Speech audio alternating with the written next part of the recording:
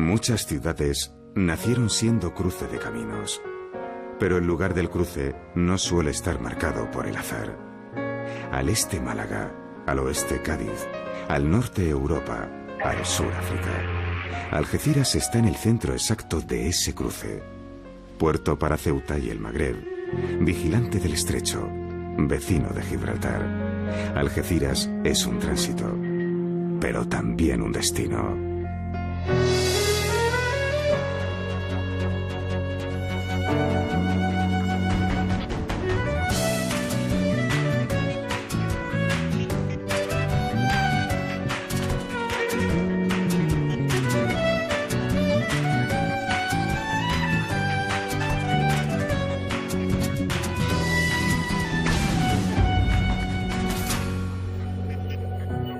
Entre dos mares y entre dos continentes, Algeciras tiene una situación geográfica excepcional y a ella le debe lo que hoy es. Algeciras tiene más de 100.000 habitantes y es la ciudad más populosa de la zona denominada Campo de Gibraltar, formada por varios e importantes municipios que comparten economía e historia, paisaje y paisanaje. En esta zona se sitúan las míticas columnas de Hércules, y los hallazgos arqueológicos hablan de presencia humana al menos desde el Paleolítico inferior. Fenicios, griegos, cartagineses, romanos y árabes. Todos fueron residentes de larga duración, y todos dejaron su impronta genética. La palabra Algeciras procede de la palabra árabe al-Yazirar al-Hadra, que significa la isla verde. En el siglo XIV pasó a ser cristiana para ser nuevamente conquistada por los musulmanes. Ante la imposibilidad de conservarla, fue totalmente destruida y no se reconstruyó hasta el siglo XVIII a causa de la pérdida de Gibraltar. De aquella primitiva Algeciras no queda nada, con la excepción de algunos lienzos de muralla. Los arqueólogos y las autoridades se esfuerzan por poner en valor los pocos restos de una ciudad de larga historia y patrimonio escaso. En Algeciras nació Almanzor en el año 936.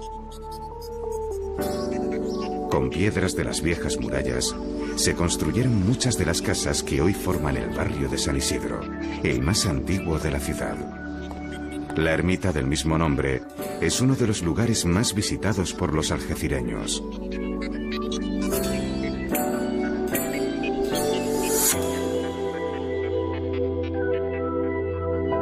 Entre todas las plazas, la Plaza Alta es sin duda la más importante. Tal como la conocemos, data de 1807, y su diseño se debe al general Castaños, héroe de la Guerra de la Independencia. La Plaza Alta es el lugar más concurrido de Algeciras. Su centro es territorio del agua.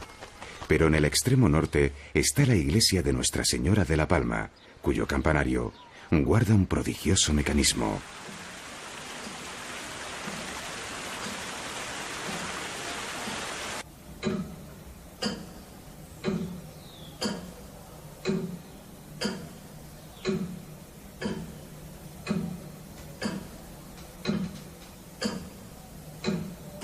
El reloj, recuperado y cuidado con precisión y esmero, marca las horas de la ciudad desde hace unos 200 años.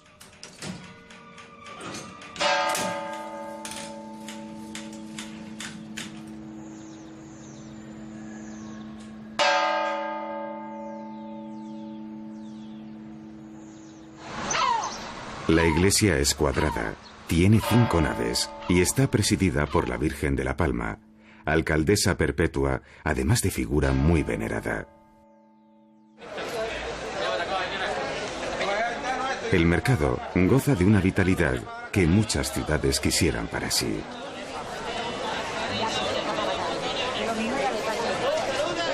La edificación es una de las obras significativas de la arquitectura española del siglo XX, ya que se trata de una construcción octogonal cubierta con una atrevida bóveda de casi 50 metros de diámetro, sin apoyos interiores. Construido en 1935, Se trata de una obra vanguardista, funcional y exenta de detalles decorativos. El autor principal del diseño da nombre al mercado, Ingeniero Torroja. La ciudad cuenta con edificios enmarcados en el presente. El auditorio, con sus ventanas ciegas, tal vez sugiera un mundo idóneo para los oídos. Al cruzar la calle, hay otro edificio ideado a medias entre el arquitecto Enrique Salvo y el artista Pérez Villalta. Al penetrar en él, da la impresión de que el empeño prioritario es la construcción de un edificio símbolo, la profundidad del mar en la planta inferior, el mundo terrestre con los frutos de la tierra en la planta media, y el aire y el mundo celeste en la planta alta. Todo el edificio está atrapado por una decidida intención simbolista, aunque abierto a espacios versátiles y luminosos.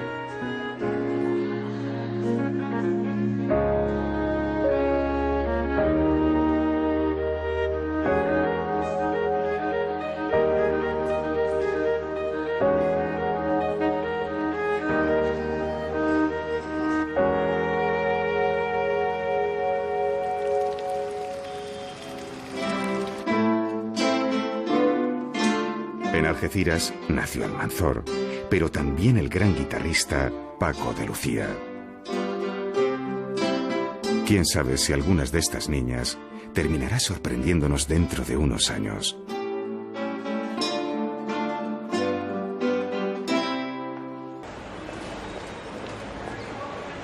El Ayuntamiento de Algeciras es un edificio singular en el que un kiosco abre ventanilla no para vender periódicos, sino para atender al ciudadano.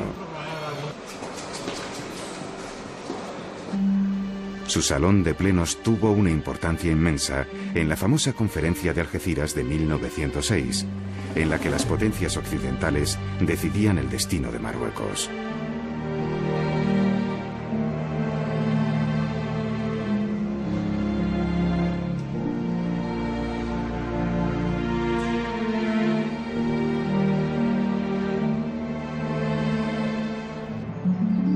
Este encantador hotel de época pasaría simplemente por ser uno de los más confortables de aquel principio del siglo XX, si no fuese porque sus estancias guardan un secreto.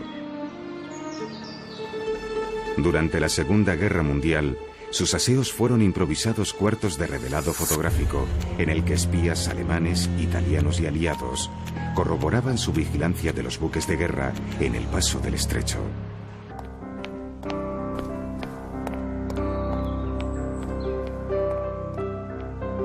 Durante todo el siglo XX pasaron por el hotel distintas personalidades, entre otras Federico García Lorca. ¿Es posible imaginarlo a media tarde improvisando una de sus piezas al piano? El lugar es grato para el oído y la vista, y en sus jardines es posible el paseo, ya que fueron concebidos en una época en la que el metro cuadrado se valoraba con más generosidad que en el presente.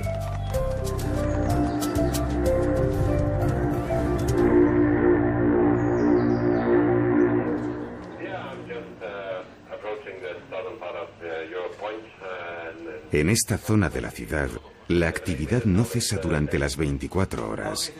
El puerto es el principal motor económico de la ciudad.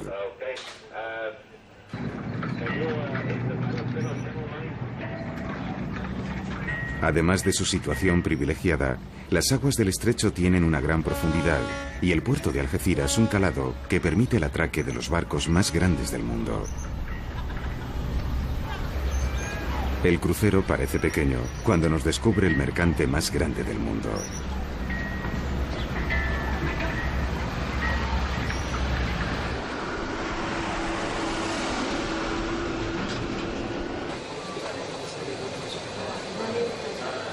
El puerto de Algeciras es el más importante de España y de todos los del Mediterráneo en lo que se refiere a tráfico total de mercancías y a tráfico de contenedores. Nada menos que 72 millones de toneladas pasan por aquí y en él se genera un movimiento de más de 3 millones de contenedores al año. Esto da idea de su febril actividad organizada hasta el último detalle.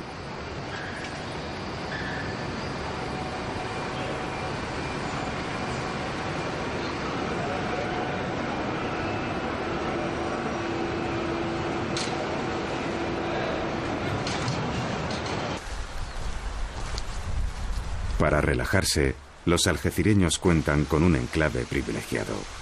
A menos de 3 kilómetros del centro de la ciudad, el Parque de los Alcornocales se extiende hacia el interior de la provincia de Cádiz, nada menos que en 170.000 hectáreas.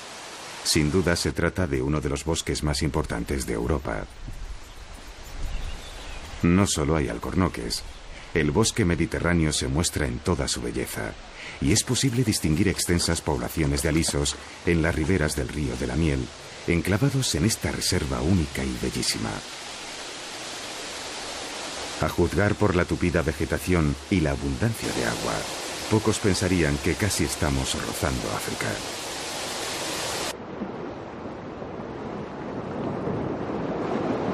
El que el estrecho sea lugar de intercambio entre aguas mediterráneas y atlánticas da lugar a una intermitente presencia de cetáceos cuyos avistamientos han generado nuevas expectativas turísticas.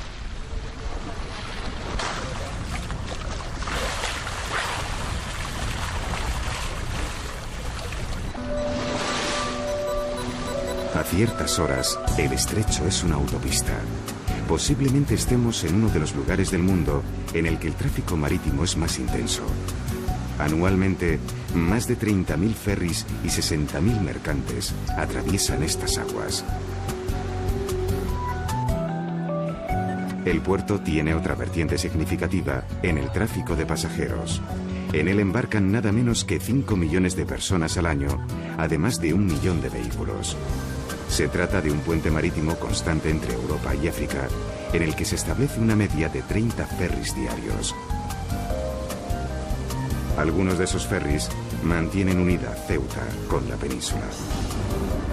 Una de nuestras plazas históricas, en el norte de África, tiene en Algeciras su par y su puerta. En los días claros, ambas ciudades se miran como un espejo.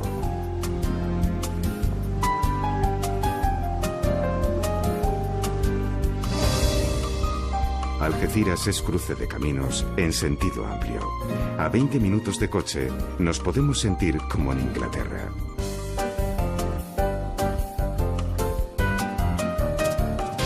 Los gibraltareños hablan lo que popularmente se conoce como llanito, una mezcla en la que de 4 palabras, 3 son en español y 1 en inglés.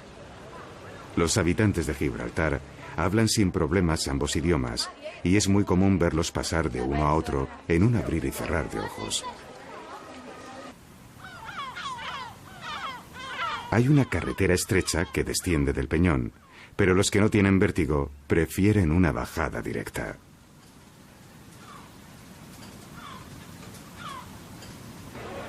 Los turistas disfrutan con la presencia de los monos mucho más de lo que ellos parecen disfrutar con nosotros.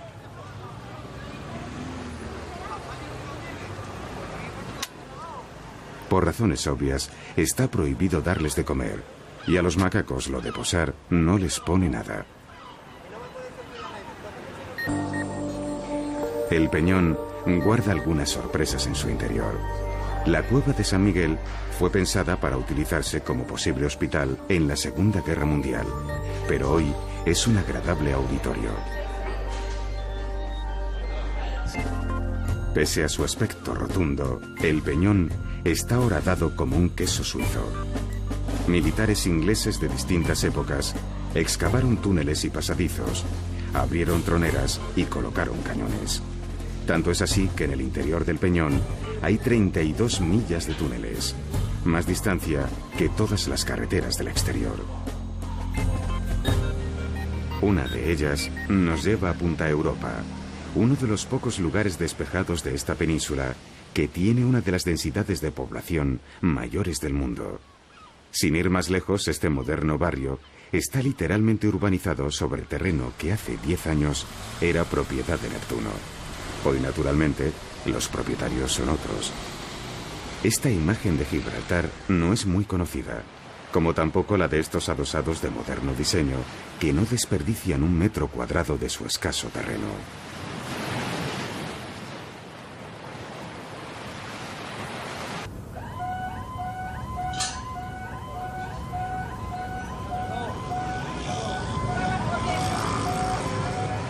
Estas interrupciones son frecuentes en Gibraltar. ¿Qué les impide avanzar? ¿Qué están esperando?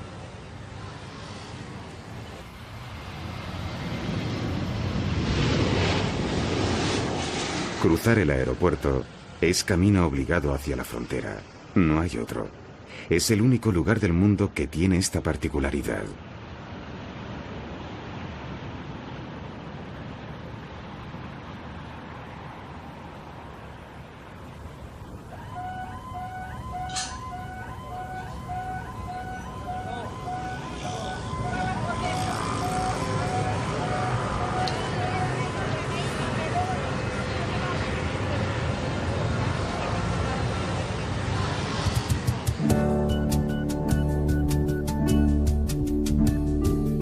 Sin solución de continuidad, al otro lado de la frontera está la primera población española, La Línea. El origen de su nombre lo dice todo, ya que se trata de la línea de contravalación que mandó construir Felipe V durante los sitios de Gibraltar en el siglo XVIII. Hoy es solo un recuerdo sobre el asfalto. Por lo demás, La Línea es ya una ciudad andaluza del siglo XXI, cuyas calles exhiben una despreocupada vitalidad.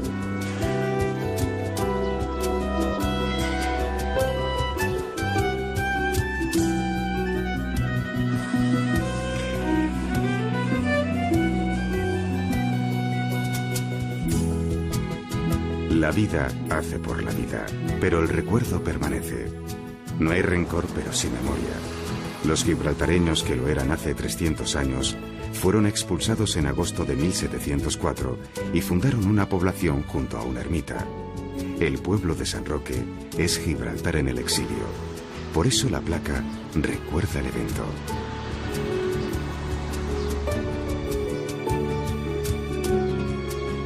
En la huida, los pobladores trajeron lo que pudieron. Por eso la iglesia tiene más de una docena de estatuas traídas de los templos gibraltareños. De hecho, si esta virgen no tiene niño, es porque se extravió durante el éxodo.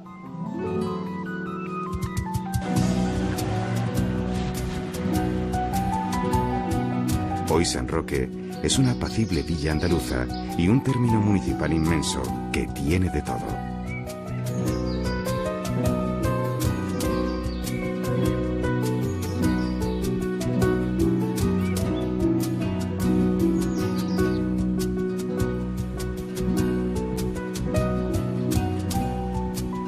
Si Hércules y Neptuno no andan lejos, tampoco el dios Vulcano.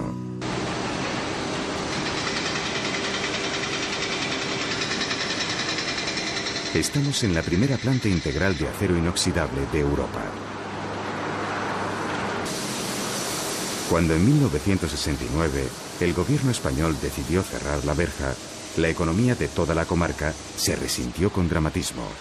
En Gibraltar trabajaban 20.000 personas que perdieron el puesto de trabajo de un día para otro. Para paliarlo, se decidió potenciar el campo de Gibraltar como polo de desarrollo, tal como se denominaba entonces. Hoy es el polígono petroquímico más importante de Andalucía. Está situado en el municipio de Los Barrios, posiblemente el más próspero de la zona.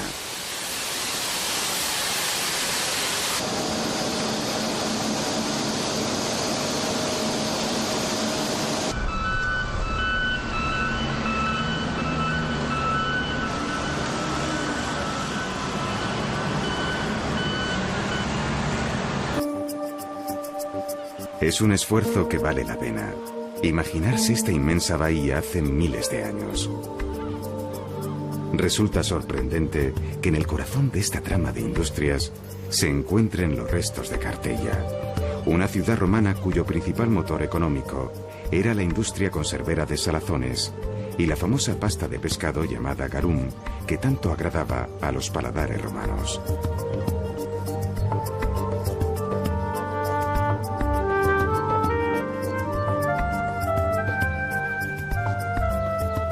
En un extremo de Cartella se conserva una torre de vigilancia de la época de Felipe II.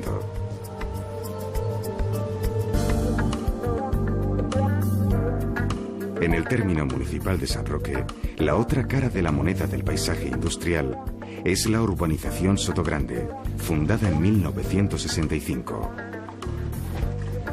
Sotogrande es menos popular que Marbella, porque parte de su encanto es la discreción, pero es evidente que se trata de una de las zonas más exclusivas de nuestro país. Este campo de golf está considerado el mejor de la Europa continental. Además, es una de las sedes habituales del torneo Volvo Master. Hay razones para pensar que San Roque es la capital europea del golf. En su término municipal hay nada menos que 9 clubes. Hasta el momento, gracias a la pluviosidad de la zona, no parecen estar tan fuera de lugar como en otros sitios, aunque todo el mundo sabe que el agua no es un recurso infinito y todo tiene un límite.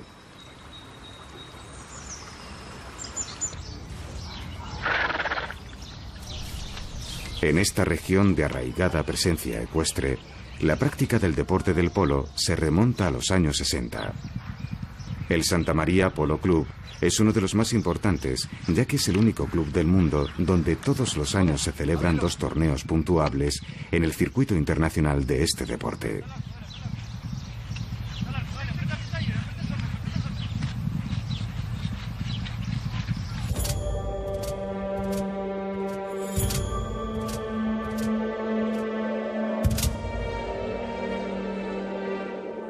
El promontorio rocoso sobre el que se levanta la fortaleza medieval protege el viejo pueblo de Castellar. La accesibilidad actual hace olvidar aquella época de miedo y violencia en la que los hombres vivían aislados, en medio de la nada. Lo que hoy nos parece pintoresco era entonces sacrificio, precariedad y soledad inmensa.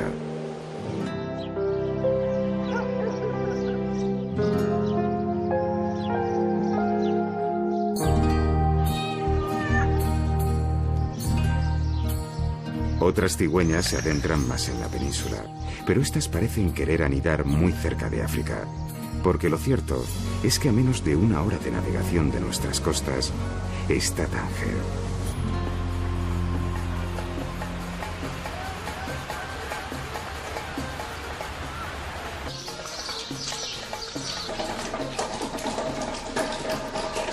En la Casbah, la antigua fortaleza, entramos en otro mundo. Otra cultura, otra percepción de la vida. Calles estrechas, espacios aprovechados, chiladas de colores y olor de té con hierbabuena. En cierto sentido, Tánger es la puerta del continente africano, con todo el exotismo de la cultura marroquí. Si la Casbah era antigua fortaleza, la Medina es la ciudad que nace de aquella sin solución de continuidad. En el entramado de sus calles, el zoco rebosa vitalidad. La Medina de Tánger exhibe una arquitectura secular cuyas paredes están teñidas de 1000 colores. En las horas cercanas al mediodía aumenta la densidad de seres humanos. Se trata de cultura que gusta de la calle y el mercadeo, la charla amistosa y el negocio sin prisas. En Tánger hay una población en torno al 1.000.000 de habitantes. Alejados del mundanal ruido, la Medina tiene lugares recoletos y silenciosos. Las paredes de este hotel cobijaron a Paul Bowles, a Truman Capote, a Francis Ford Coppola y a un sinfín de viajeros que se adentraron en África a través de Tánger.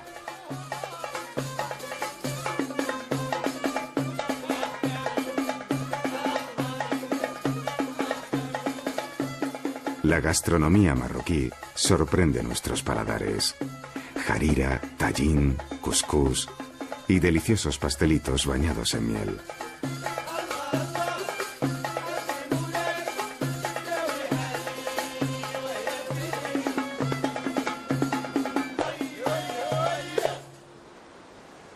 En los días claros, desde el puerto de Tánger se puede avistar la costa española. El regreso más rápido a España se hace por Tarifa en menos de 1 hora. Han pasado 1000 años desde que Guzmán el Bueno viviese en esta fortaleza la hazaña histórica de entregar la vida de su hijo con tal de no entregar la plaza. Para muchos, un héroe. Para otros, un loco.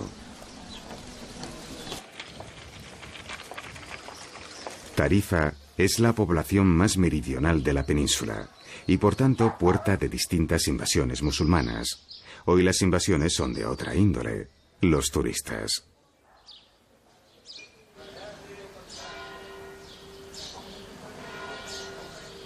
La proliferación de escaparates deportivos, hoteles y restaurantes y la constante presencia de gente joven hablan de un atractivo turístico peculiar e invisible.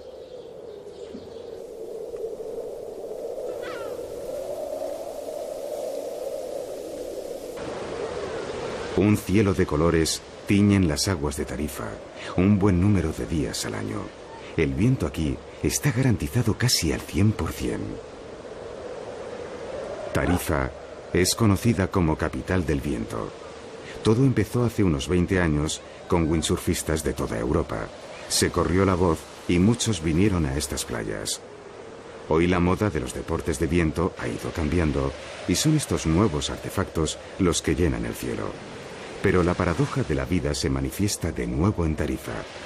Aquellos vientos persistentes que fueron considerados su desgracia son hoy su privilegio.